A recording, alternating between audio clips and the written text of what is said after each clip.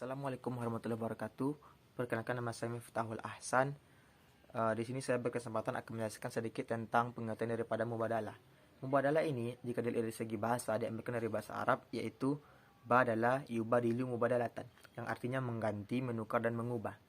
Namun kalau kita lihat kamus klasik seperti Lisan Al-Arabi karya Ibnu Manzur dan juga kamus modern seperti Mu'jam Al-Wasit, di situ kita lihat pengertian dari mubadalah ini ialah sebuah aktivitas tukar menukar yang bersifat timbal balik antara kedua belah pihak. Sehingga mubadalah ini sering digunakan untuk aktivitas tukar menukar, perdagangan dan juga bisnis. Namun fokus pembahasan kami kali ini, teori mubadalah ini yaitu sebuah metode interpretasi terhadap teks-teks sumber Islam yang menyesuaikan antara hak-hak laki-laki dan perempuan, atau bisa kita sebut dengan kesetaraan gender. Bismillahirrahmanirrahim. Sejarah dan latar belakang serta perkembangannya mubadalah. Sebenarnya gagasan dan konsep mubadalah itu sudah ada dan ditawarkan sejak zaman Nabi Muhammad SAW. Bahkan ia bersifat fundamental, bukan hal yang baru, dan itu merupakan sebuah bawaan dan ditegaskan dalam Islam. Yang baru hanyalah merupakan pemahaman terminologi dalam penggunaannya aplikatif dalam kehidupan sosial sekarang ini. Contoh kasus yang sebagai bukti bahwa mubadalah ini merupakan sebuah fundamental, yaitu pada zaman Rasulullah SAW, sebuah pernikahan yang awalnya dilakukan untuk memenuhi hasrat laki-laki, yang ketika mereka ingin menikahi perempuan maka dinikahkan tanpa ada persetujuan. Namun Rasulullah SAW memberikan hak kepada perempuan untuk menerima dan menolaknya ajakan pernikahan tersebut. Nah, yang kedua yaitu tentang kasus poligami yang awalnya tidak ada batasan sama sekali mengenai berapa jumlahnya.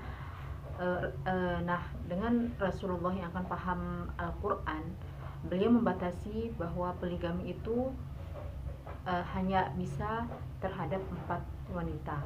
Nah, seperti itu. Sekian, assalamualaikum warahmatullahi wabarakatuh. Bismillahirrahmanirrahim. Di sini saya melanjutkan dari presenter sebelumnya mengenai tentang tokoh dari tafsir Al-Mubadalah, yang mana beliau bernama Faqihuddin Abdul Qadir. Beliau lahir pada tanggal 31 Desember 1971 di Cirebon, yaitu di Jawa Barat. Beliau merupakan suami dari Ibu Aminah, ya. Kemudian latar pendidikan beliau diawali dari sekolah dasar di Madrasah Ibtidaiyah Watoniyah di Cirebon, lulus tahun 1983, kemudian melanjutkan Tsanawiyah di Cirebon, lulus pada tahun 1986, melanjutkan di tingkat aliyah di Nusantara Arjawinangun Cirebon, lulus pada tahun 1989. Selama menempuh pendidikan menengah, beliau mondok di pesantren Darut Tauhid, ya, di Cirebon juga. Setelah itu beliau melanjutkan studi S1 ilmu dakwah di Abu Nur University di Syria, lulus pada tahun 1995, dan ilmu hukum Islam di Damaskus University masuk 1990, lulus pada tahun 1996. Selama di Damaskus, beliau belajar bersama syekh-syekh yang diantaranya Syekh Ramadan Al-Buthi, Syekh Wahbah, dan Syekh Muhammad Zuhaili. Kemudian program pendidikan Magister Ilmu Hukum Islam beliau yaitu di Ilmu Hukum Islam di International Islamic University Kuala Lumpur, Malaysia, lulus pada tahun 1999. Bismillahirrahmanirrahim. Perkenalkan, nama saya Hasbi. Saya di sini melanjutkan penjelasan dari Mas Zulfan tentang Faqihuddin Abdul Qadir, tokoh-tokoh mubadalah. Sebelum melanjutkan stratega, beliau aktif bekerja di sosial keislaman dan pengembangan masyarakat, terutama untuk pemberdayaan perempuan selama 10 tahun. Kemudian beliau melanjutkan studinya pada program doktoral studi keagamaan ICRS General Schools Universitas Gadjah Mada UGM Yogyakarta pada tahun 2009 sampai 2015 dengan disertai tentang interpretasi Abu Sufyan terhadap teks-teks hadis untuk penguatan hak-hak perempuan dalam Islam.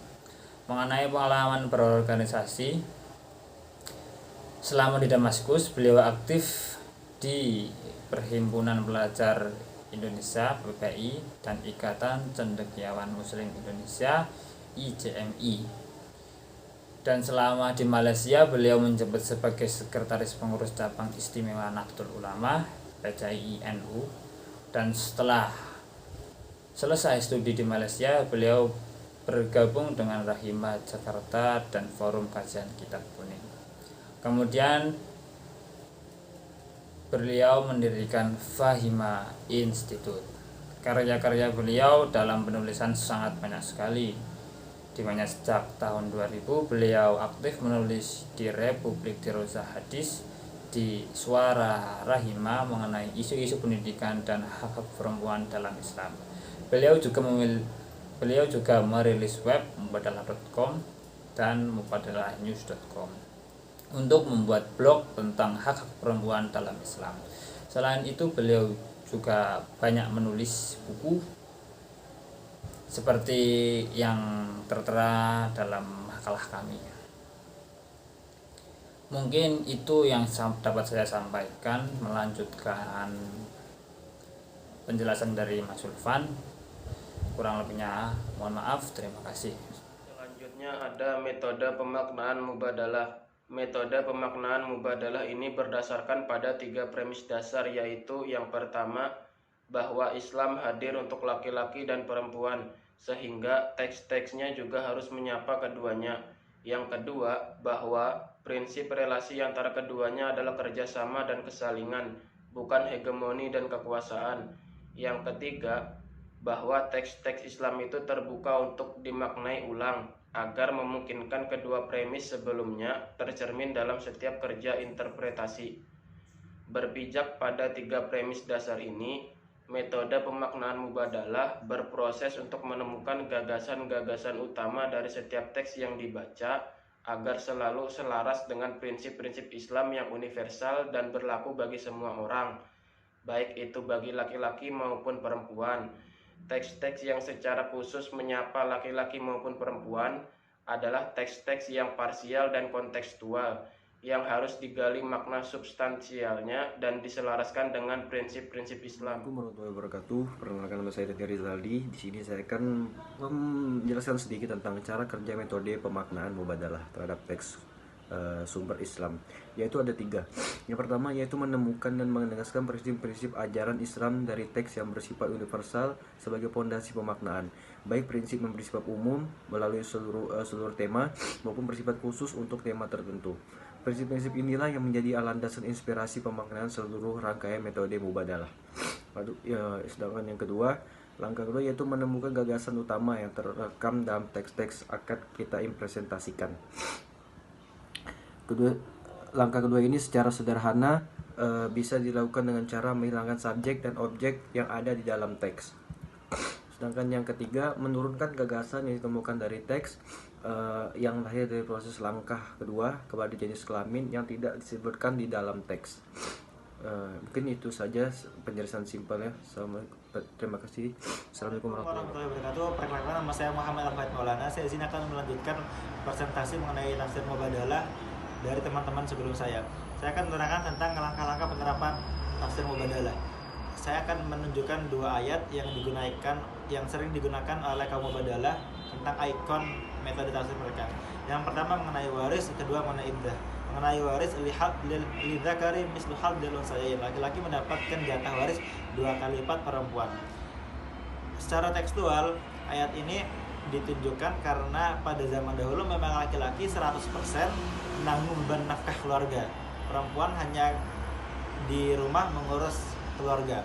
Akan tetapi menurut kaum mubadalah, zaman sekarang ayat ini tidak cocok lagi diterapkan secara tekstual. Bahwasanya karena perempuan sudah bekerja, menjadi wanita karir dan sebagainya, maka perempuan juga mendapatkan hak waris yang sama dengan laki-laki.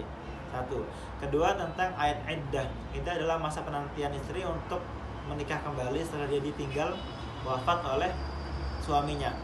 Masa iddah itu walladzina yatawaffawna minkum wa yadharuna azwajan yatarabbasna bi anfusihinna arba'ata asyhuri wa asyara. 4 bulan 10 hari. Ketika ditinggal wafat suaminya, maka perempuan tidak boleh menikah kembali. Dilarang juga dia untuk berdandan dan sebagainya. Ini tidak hanya berlaku bagi perempuan menurut kaum Mubadalah, walaupun di situ menggunakan dhamir perempuan. Tapi secara moralitas dalam hubungan suami istri, laki-laki juga memiliki kewajiban untuk masa iddah sebagaimana perempuan, karena ini adalah bagian dari penghormatan antara hubungan suami dan istri. Bismillahirrahmanirrahim. Saya Lutfi dari kelompok 2. Ingin sedikit menjelaskan tentang ayat tersebut. Bismillahirrahmanirrahim. Fankihu ma tabalakum minal nisa'i wa sulasa wa ruba', yang artinya bolehnya poligami untuk laki-laki saja. Ayat ini memang sudah digembur-gemburkan para kaum poligami untuk dijadikan salah satu dalil nakli yang kuat. Dan tetapi memandang bahwa keharmonisan keluarga bisa dicapai dengan monogami atau satu laki-laki untuk satu perempuan, karena menjaga keharmonisan itu tidak hanya tentang adilan visual ataupun materi, laki-laki tentang bagaimana menjaga keadilan secara hati maupun secara fisik. Mungkin itu saja. Wallahul muwaffiq ila aqwamit thoriq. Wassalamualaikum warahmatullahi wabarakatuh. Bismillahirrahmanirrahim. Assalamualaikum warahmatullahi wabarakatuh. Saya Fitra Alfira. Di sini saya akan memaparkan beberapa penjelasan mengenai pro dan kontra tentang mubadalah. Tembok-tembok tebal yang selalu menjadi batu sandungan bagi perjuangan kesetaraan gender kerap kali berasal dari budaya dan agama. Bisa saja sebuah masyarakat sudah menerima secara kognitif bahwa bukan masalah dalam sebuah keluarga jika yang menjadi pencari nafkah adalah seorang istri atau perempuan dan yang mengurusi rumah tangga adalah suami.